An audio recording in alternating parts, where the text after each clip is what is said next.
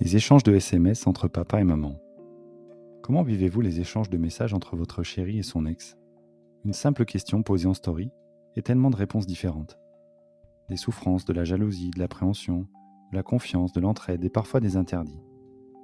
En me relisant, je me dis que j'aurais dû parler de l'autre parent plutôt que de l'ex. Parce que c'est bien ce qu'il est pour moi, l'autre parent de mes beaux enfants. Un père qui les aime et que ses enfants aiment. Un père dont ils ont besoin. Ils ont un lien, à vie. Un lien que je dois respecter et contre lequel je ne dois rien tenter. Il fait partie de l'équilibre de ceux qui ont chamboulé mon existence.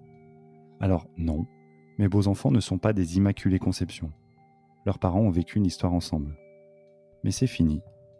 Et surtout, il n'y a jamais d'ambiguïté dans leur façon d'échanger. J'ai confiance en lui, j'ai confiance en elle, et j'ai confiance en moi et en ce que nous avons construit ensemble. Il sera toujours son ex, mais c'est pas en tant que tel qu'il interagit avec ma chérie. Si je les voyais passer des heures à échanger, nostalgiques de leur vie d'avant, je me permettrais d'y mettre mon grain de sel. Mais c'est pas le cas. Ils gèrent avec intelligence le quotidien de leurs enfants, qu'ils ont mis au centre de leurs préoccupations.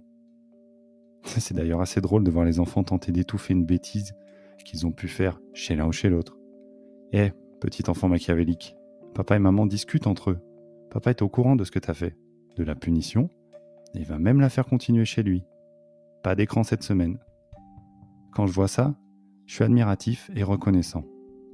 Admiratif parce que, malgré toutes les souffrances vécues, toutes les difficultés qu'une séparation génère, ils ont su garder le cap de l'équilibre de leurs enfants. À mon sens, il faut beaucoup de ressources pour ne pas se laisser déborder par toutes les émotions désagréables qui ont pu les traverser. Reconnaissant parce qu'ils offrent un cadeau à leurs enfants, à mes beaux enfants. Leur montrer que le dialogue est une clé, même dans les situations difficiles. Reconnaissant parce qu'ils leur donnent une chance de ne pas être tiraillés dans des conflits de loyauté. Même s'ils ont 2 foyers, il y a une continuité entre eux pour leur bien. Pour répondre à ma propre question, ces échanges de messages entre eux, je les vis bien, car c'est le père des enfants qui écrit, et non pas l'ex. Je les vis bien, parce que je fais confiance à notre histoire d'amour.